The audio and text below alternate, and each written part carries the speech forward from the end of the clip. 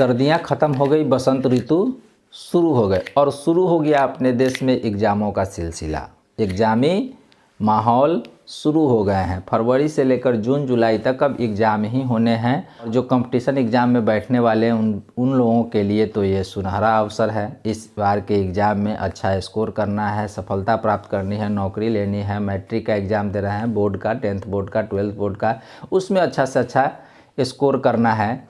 इसकी बेचैनी सबको है और इस बेचैनी में अक्सर बच्चे करते क्या हैं कि जल्दीबाजी में ज़्यादा से ज़्यादा पढ़ने में, परफेक्टली अपने आप को तैयार करने के चक्कर में कम समय में ज़्यादा चीज़ों को पढ़ना शुरू कर देते हैं।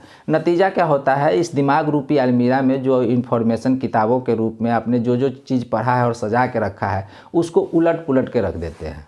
उसमें कन्फ्यूज़न बढ़ जाता है। जिस तरह से अलमीरा में रखे हुए किताब को आप सजाने के मैंने ठीक से रखने के चक्कर में आप जल्दी जल्दी में उलट पुलट देते हैं, हौर भौर के इधर उधर कर देते हैं। आप फिर जो रखा हुआ चीज़ था उसमें से कोई चीज़ खोजना है, निकालना है तो ढेर में से निकालना मुश्किल हो जाता है। नतीजा एग्ज़ाम गड़बड़।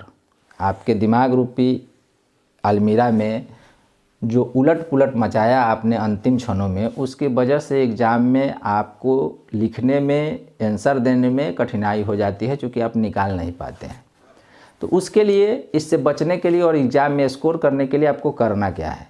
तो करना यह है कि जो भी आपकी किताबें हैं, पुस्तकें हैं, नोटबुक हैं, उनको बांध करके लाल कपड़े में और ताखे पे रख देना है। ताखा समझते हैं ना, बिहारी लैंग्वेज है। ताखा मतलब छज्जा या अलमीरा का कोना या कहीं साइड में रख देना है। आप सोच रहे होंगे दिमाग का नट ढीला हो गया है। तो कभी कभी ना स्मूथली चलाने के लिए मशीनों को, उसके नट को ढीला करना ज़रूरी होता है। तो अभी फ़िलहाल अपने दिमाग के नट को ढीला कीजिए और थोड़ा सा समझिए। ज़्यादा ढीला नहीं करना, थोड़ा करना है। कभी कभी थोड़ा ज़रूरी होता है, ठीक है।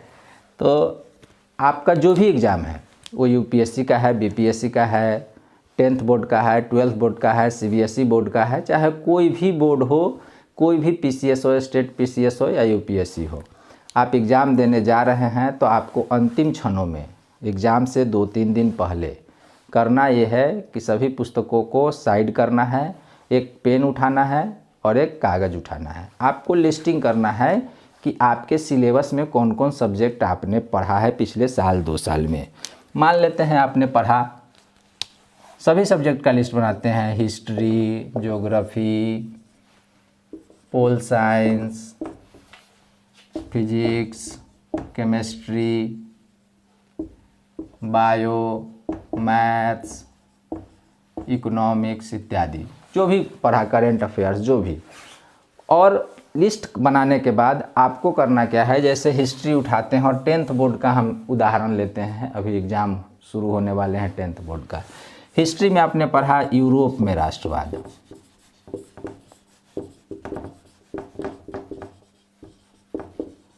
भारत में राष्ट्रवाद,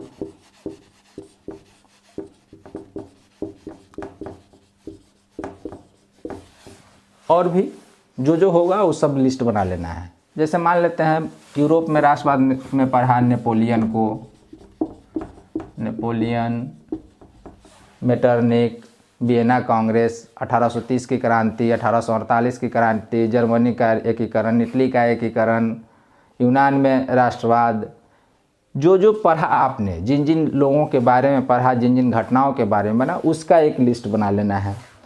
और लिस्ट बनाने के बाद प्रायोरिटी के आधार पे कौन ज़्यादा इम्पोर्टेंट है, कौन कम, ये आप समझते हैं। आप विद्यार्थी हैं, आप तैयारी कर रहे हैं किसी भी एग्ज़ाम की, तो इतनी समझ आपकी है, आपके गुरुजनों ने पिछले साल 2 साल में ये सारी चीज़ें आपको बताई होंगी, आप अच्छी तरह से समझते हैं। तो प्रायोरिटी के आधार पे आपको एक एक पॉइंट को उठाना है और ध्यान करके सोचना है कि उस पॉइंट के, उस चीज़ के बारे में आपने क्या क्या पढ़ा। जैसे नेपोलियन के बारे में पढ़ा है, तुम नेपोलियन के बारे में पढ़ा है कि 1899 से उसकी शुरुआत होती है, 1799 से उसकी शुरुआत होती है। 1804 में वो अपने आप को फ्रांस का राजा घोषित करता है, शासक घोषित करता है। 1806 में उसने जर्मनी को जीत लिया।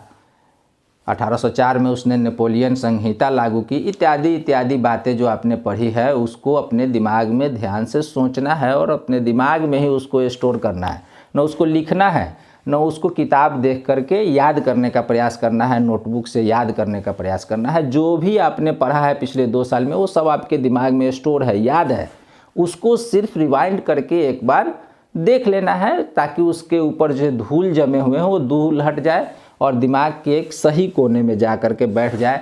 और जब आप एग्ज़ाम में बैठेंगे तो उस दिमाग के कोने से उसको निकाल करके अपने उत्तर पुस्तिका में अच्छी तरह से लिख सकते हैं। ठीक है, इतना करने के बाद जिस दिन आपका एग्ज़ाम है उससे एक दिन पहले शाम में आपको करना ये है कि सारे कुछ छोड़ करके आपको अपने आप को एंटरटेन करना है, बिल्कुल इंटरटेनमेंट में आ जाना है। जिस चीज़ से आप अपने आप को इंटरटेन अच्छी तरह से कर सकते हैं, या आपका नाचना हो, गाना हो, फिल्म देखना हो, कबड्डी खेलना हो, खेल कूद करना है, जो भी हंसी मजाक करना हो, अपने आप को 1-2 घंटे 3 घंटे अपने आप को जितने देर में आप अपने आप को 100% इंटरटेन्ड समझे, बिल्कुल खुश हो जाना है। इस तरह का इंटरटेनमेंट आपको करना है, घर में माहौल बनाना है और रात में जल्दी खाना खाकर सो जाना है, मस्त नींद लेना है, एकदम गहरी नींद। सुबह उठिए, प्रेम से फ्रेश होइए, स्नान ध्यान कीजिए और अपने हथियार को अच्छी तरह से देख लीजिए। आपके हथियार है pen, pencil, admit card, hall ticket इत्यादि।